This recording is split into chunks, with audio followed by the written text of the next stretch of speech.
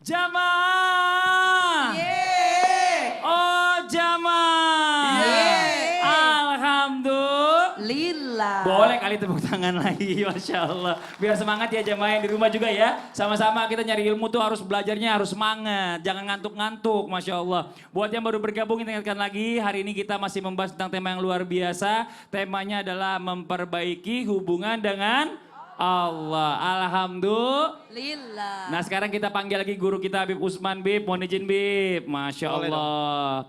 Bib, benar gak sih jika kita berhasil menjaga hubungan baik dengan Allah, maka Allah katanya akan memberikan surga Firdaus untuk hamba. Masya Allah. Amin ya Allah ya Rabbal Alamin. Mohon izin penjelasannya Bib. Fadal. Afwan Mas Fadli, Ustadz Maulana, Bunda Tuti. Bismillahirrahmanirrahim. Allahumma salli ala Sayyidina Muhammad wa ala ali Sayyidina Muhammad. Tentu kita selalu mendambakan pengen masuk surga. Surganya apalagi Firdaus. Inna fil jannati mi'ata darajatin a'adaha Allah lil mujahidina fi sabilih. Kullu darajatin ma bainahuma kama baina sama'i wal ard. Fa idza sa'altumullaha fasaluhul firdaus. Maka tentunya sungguhnya di surga itu ada 100 tingkatan yang Allah Subhanahu wa taala janjikan kepada mereka mujahid, orang yang berjuang di jalan Allah, menahan hawa nafsunya untuk zaman sekarang, menahan daripada segala sesuatu yang tidak bermanfaat, menahan daripada segala sesuatunya untuk melakukan perbuatan maksiat dan lain sebagainya, atau mereka yang berjihad di jalan Allah Subhanahu wa taala, jarak antara mereka adalah 2 tingkatan. Daripada apa? Daripada langit dan bumi ini. Jika kalian ingin meminta kepada Allah, mintalah surga Firdaus. Surga Firdaus adalah surga yang paling utama dan yang paling tinggi. Dan di atasnya ada Arsy Ar-Rahman. Dari dalamnya mengalir tajri min tahtihal anharu khalidina fiha abadan. Mengalir surga air-air yang jernih, air yang sangat istimewa. Yakni air yang di dalamnya penuh dengan kebaikan dan keberkahan. Dan kekal selamanya dalam surganya Allah Subhanahu wa taala. Ketika ditanya bagaimana caranya masuk dalam surga Firdaus? God aflahal mu'minun. Beruntunglah mereka orang yang beriman. Alladzina hum fi salatihim khashi'un. Yang pertama, untuk masuk ke dalam surga Firdaus tentunya dengan cara khusyuk dalam salatnya. God aflahal mu'minun alladzina hum fi salatihim khashi'un. Salatnya harus khusyuk. Bagaimana caranya khusyuk? Alladzina yazunnuna annahum mulaqqa rabbihim wa annahum ilaihi raji'un. Yang salatnya itu menghadirkan Allah dalam hatinya dan yakin akan kembali kepada Allah Subhanahu wa taala. Nomor 1 syaratnya itu tinggi. Syaratnya khusyuk. Kita ini kalau lagi salat utang lupa. Oh, utang lupa. Utang mah lupa, enggak akan diingetin. Yang ada apa? Handphone mana handphone? Oh, handphone ada dekat sama istrinya. Salatnya buru-buru. Oh, handphonenya ditaruh di sini. Oh, duitnya ketinggalan. Oh, inilah itulah. Yang lupa jadi ingat. Karena apa? Salatnya enggak khusyuk.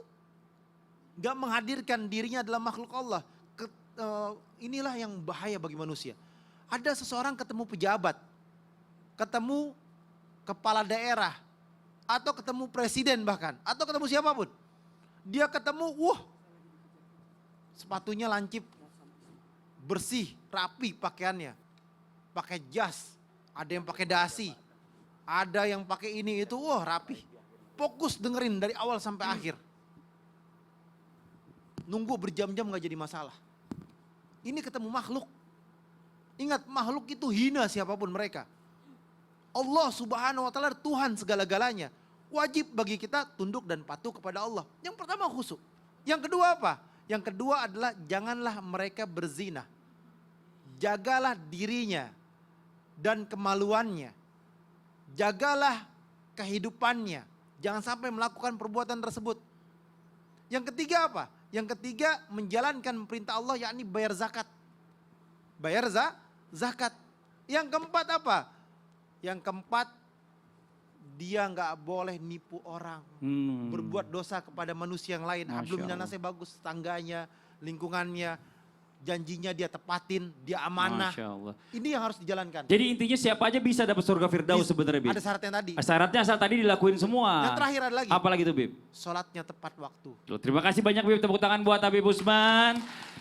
Ini boleh kita kasih kesempatan lagi buat tanya jawab lagi ya sama jamaah yang ada di studio mewakilin di rumah. Tapi sebelumnya kita kembali dulu ke segmen Tanya Dong Ustadz. Kami semua tanya dong Ustaz. Oke boleh kalau gitu yang mau bertanya silakan angkat tangannya lagi ayo Bu, Pak. Ada yang ini dulu satu lagi deh ya dari sebelah sini maaf ya Bu ya. Silakan. Assalamualaikum warahmatullahi wabarakatuh. Waalaikumsalam warahmatullahi wabarakatuh. Perkenalkan nama saya Sri Anissa Mustafa dari Majelis Taklim Wanita Syarikat Islam Indonesia Kabupaten Sukabumi. Tepuk tangan. Silakan Mbak pertanyaannya. Bertanya dong Ustadz, mohon izin. Saya izin bertanya kepada Bunda. Bunda Tuti boleh. Baik, siap.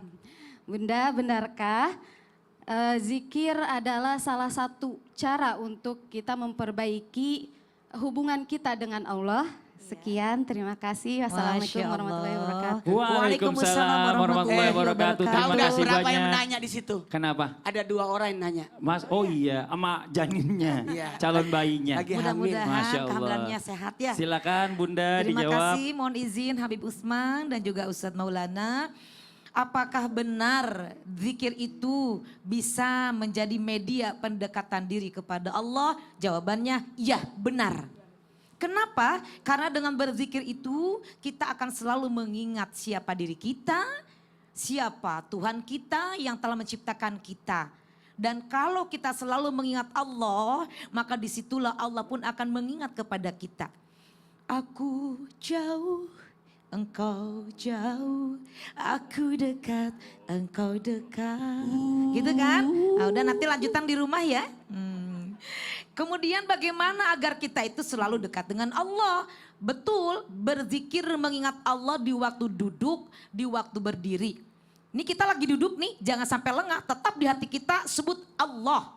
Allah, Allah, Allah. Bolehlah mata melihat ke Bunda, bolehlah kuping mendengarkan isi materi kita hari ini, tapi tetap Allah, Allah, Allah, Allah. Setuju?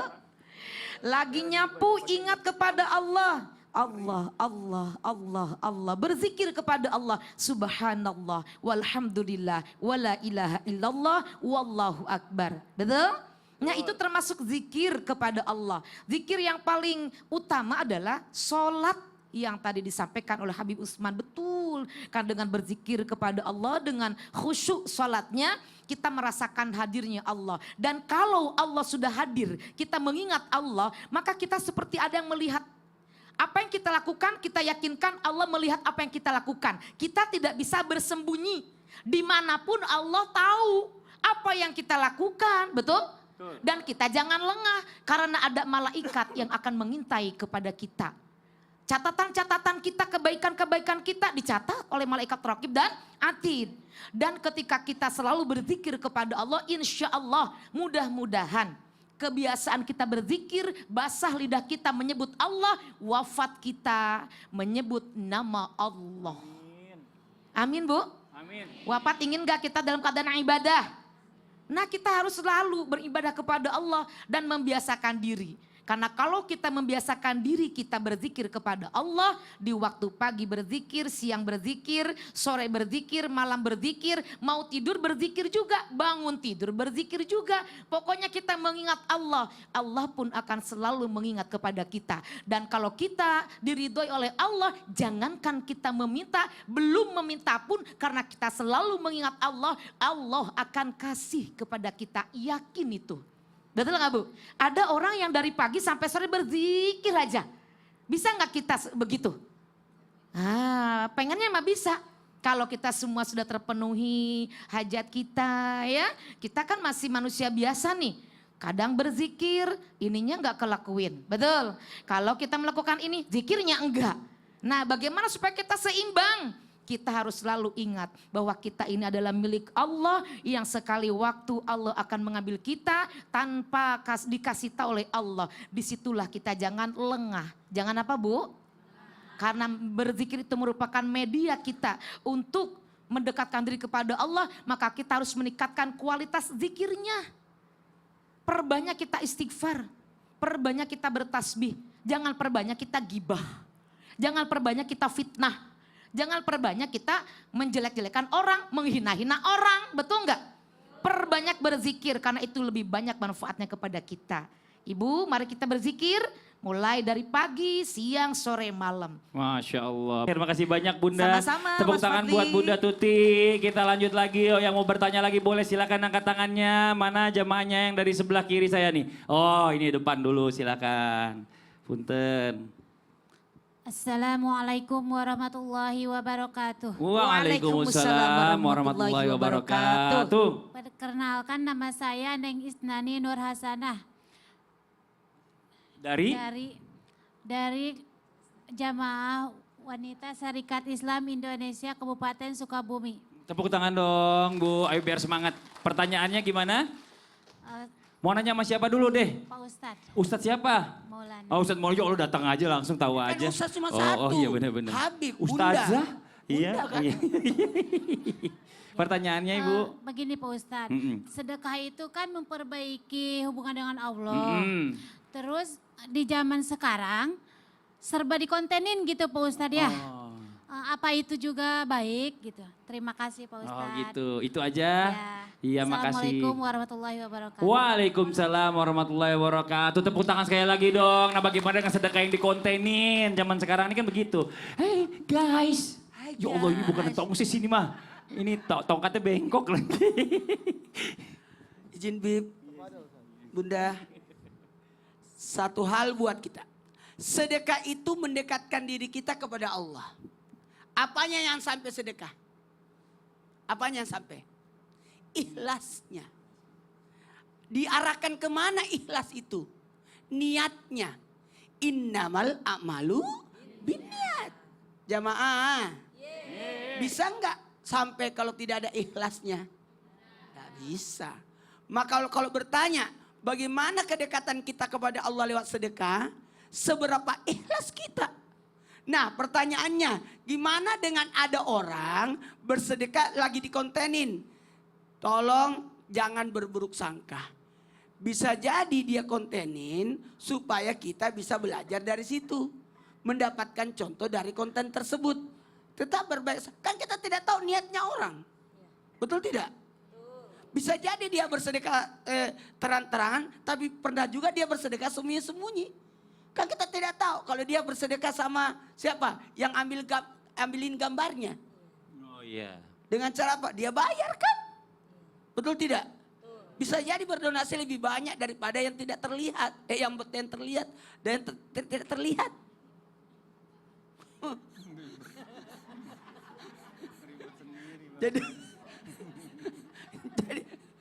Jadi aman ya Bu? Aman ya? Aman. Husnuzon ya jadinya ya. Pokoknya baik sangka aja. Nah, solusinya adalah mau tahu? Mau? Membiasakan bersedekah. Oh. Jadi dikontenin tidak dikontenin tetap dapat. Masya Allah. Tepuk tangan buat Ustadz Maulana. Ada lagi yang mau bertanya boleh silakan angkat tangannya. Wah ibu nih kayaknya di atas serius masalahnya nih. Silakan ibu, punten. Bismillahirrahmanirrahim. Assalamualaikum warahmatullahi wabarakatuh. Waalaikumsalam warahmatullahi wabarakatuh. Perkenalkan nama saya Ibu Teti Sukaisi dari Majelis Taklim Wanita Syarikat Islam Indonesia Kabupaten Sukabumi. Tepuk tangan. Yang susah itu Bu. Awalannya. Setelah ini gampang nanyanya Ibu ya. Silakan Bu Teti. Tanya dong Ustadz. Boleh Ibu. Saya izin mau bertanya kepada kepada Habib Habib Usman. Usman. Boleh. Silakan Ibu. Habib, kita selalu menjaga lisan, tapi kita sering difitnah. Apakah hubungan kita dengan Allah sedang tidak baik? Oh. Mohon penjelasannya. Sekian. Wassalamualaikum warahmatullahi wabarakatuh. Waalaikumsalam. warahmatullahi Gimana tak dulu, pegang dulu. wabarakatuh. Gimana udah lega? Lega. Nanya jadi beban. Makasih banyak Ibu Teti. Tepuk tangan dong sekali lagi. Bib, mau izin jawab Bib. Lega katanya. Ustadz Maulana, Masya Allah. Mas Fadli, Bunda Tuti. Bismillahirrahmanirrahim. Allahumma salli ala Sayyidina Muhammad wa ala ali Sayyidina Muhammad. Pertanyaannya menarik. Apakah seseorang ketika dia difitnah berarti hubungan dia dengan Allah sedang tidak baik? Enggak begitu Bu. Hubungan kita kepada Allah tergantung perbuatan yang kita lakukan. Ibu perbuatannya sama Allah bagaimana? Kalau perbuatan sama Allah yang bagus, ibadah bagus, zakatnya keluar, sholat 5 waktu dia tidak tinggal, taat sama suaminya, maka tentunya hubungannya kan berarti bagus. Hablum minallah bagus, hablum minannasi bagus, sama tetangga bagus, sama semua bagus. Tapi kenapa terjadi sebuah fitnah? Kita lihat contoh para nabi, hubungannya sama Allah sangat bagus. Tapi kenapa ada ujian yang besar? Ini bentuk kehidupan. Berarti ibu dosa-dosa sebelumnya mau dihabisin dulu sama Allah. Dosa-dosanya lagi diambilin sama orang yang fitnah. Seseorang memfitnah ibu. Contoh misalkan si A fitnah ibu. A ini nanti akan zong di mizannya Allah. Amal ibadahnya diambil sama yang dia fitnahin. Benernya gibah, salahnya fitnah. Benernya diambil pahalanya. Salahnya asaddu minal qatl, lebih kejam daripada pembunuhan.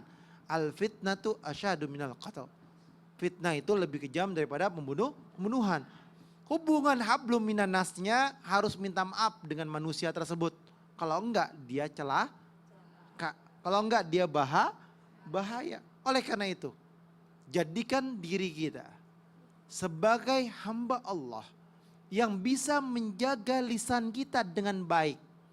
Ketika kita menjaga lisan kita dengan baik, kita enggak gibahin orang, kita enggak fitnahin orang, kita enggak peduli urusan dia. Dia mau gimana terserah, jangan sampai kita berbahaya. Ini berarti orang yang cerdas, ini orang yang pintar. Karena apa? Karena takut hablum minannas. Hablum minannas itu dengan tobat kepada Allah masih belum diampunin. Harus dengan manusia tersebut. Minta maaf, minta ridho, minta ikhlasnya. Ini hablum minannas. Kalau hablum minallah, Anda berbuat dosa, sujud, minta ampunan kepada Allah, maka diampunin sama Allah.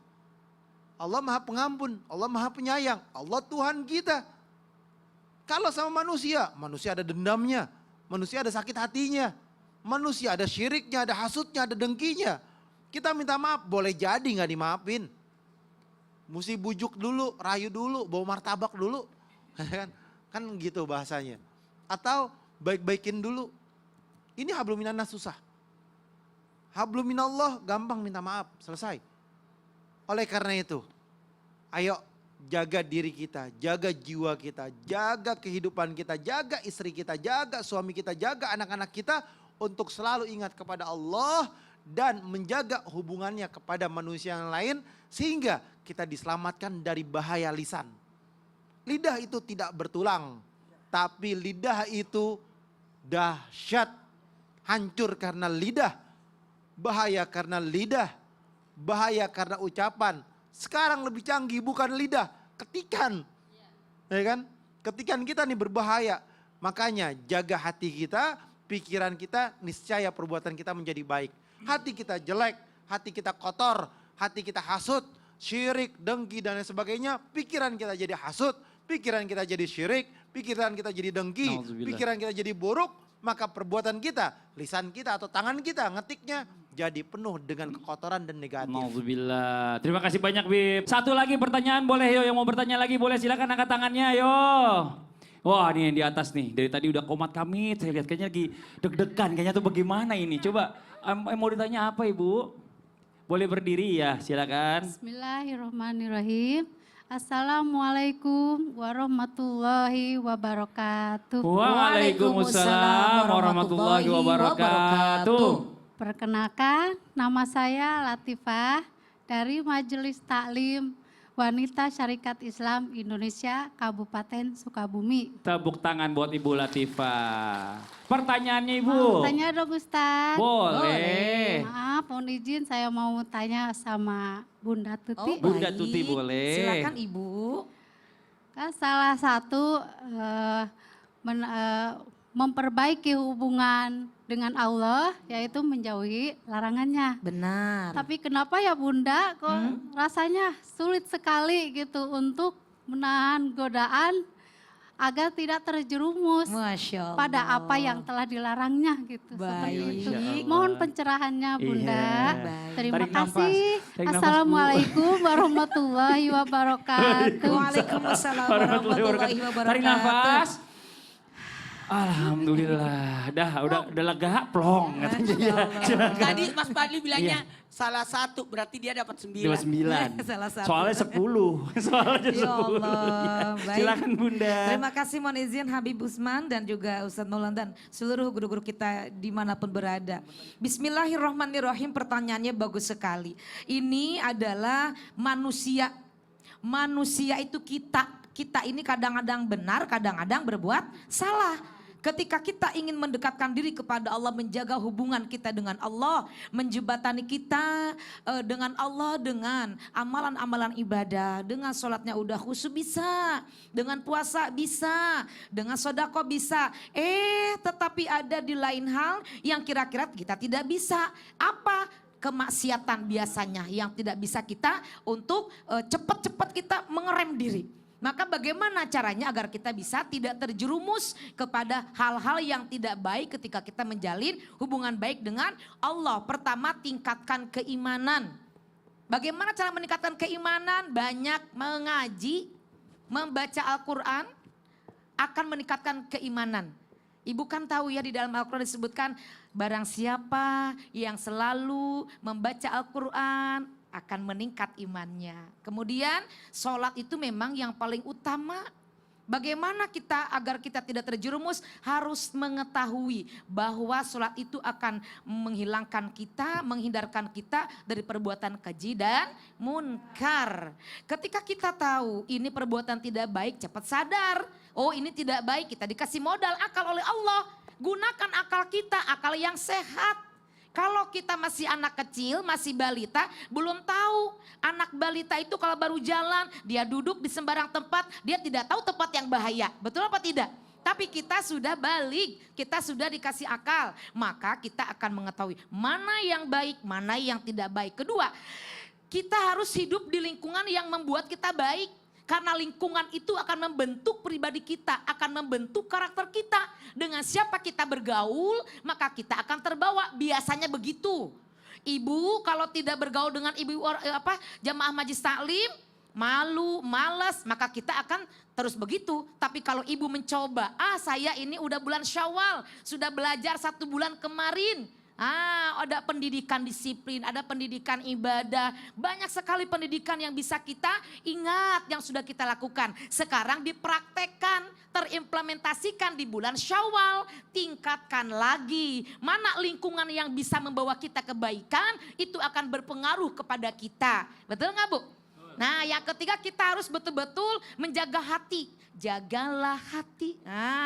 Bagaimana jaga hati? Bersihkan hati. Karena ada kolbun mayitun, ada kolbun maridun. Yang seperti apa kolbun mayitun?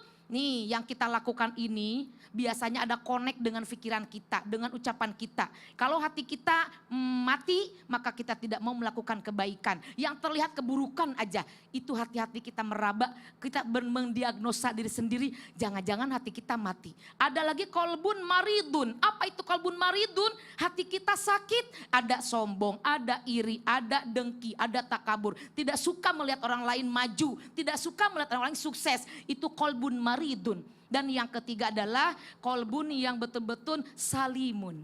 Bagaimana kita meraih kolbun salimun? Maka kita harus membersihkan diri kita dengan berbuat baik, beristighfar, bersihkan hati kita. Hati bersih, insya Allah pikiran juga jadi bersih. Nah. Terima kasih banyak Bunda Tuti, Masya Allah, dan juga Ibu Latifah, makasih banyak ya. Nih buat jamaah Islam itu Indah, jangan kemana-mana dulu ya. Karena ada info menarik yang berikut ini, silakan.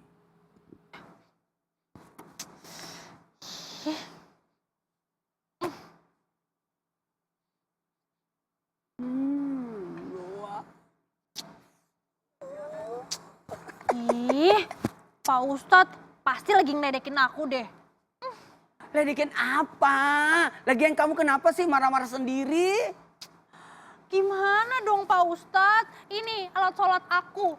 Semuanya tuh gampang bau apa? Karena emang sih setiap habis wudhu masih basah, belum terlalu kering, aku langsung sholat. Jadi mukena sama sejadah aku seringnya tuh lembab.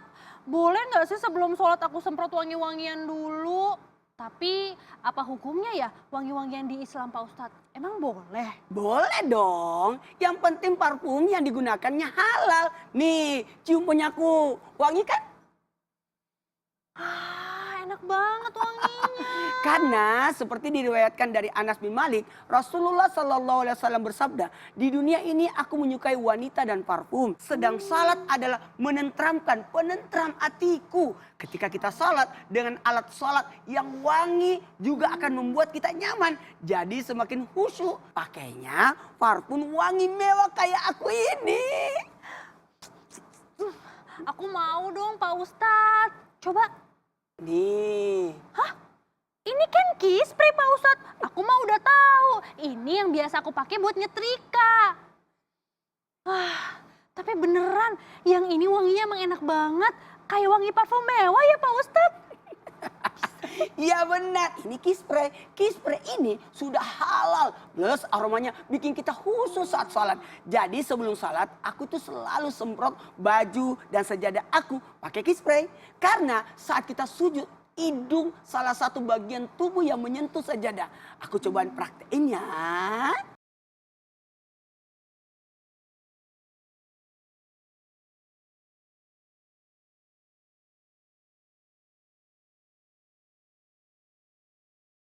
Nah, pas banget loh. Ini kan namanya kiss pray. Karena saat sujud kita kiss dan pray.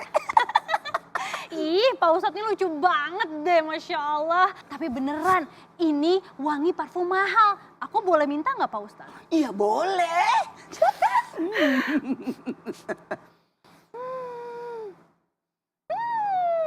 Wangi parfum mewah banget kiss spray ini Pak Ustadz. Biasanya Pak Ustadz beli kiss spray ini di mana sih? Bener kan? Kalau disemprot ke mukena, terutama di bagian yang dekat dengan wajah. Jadi saat sholat lebih nyaman karena wangi terus. Itu buat kamu aja. Tapi nanti kalau habis tinggal beli di supermarket dan minimarket terdekat ya.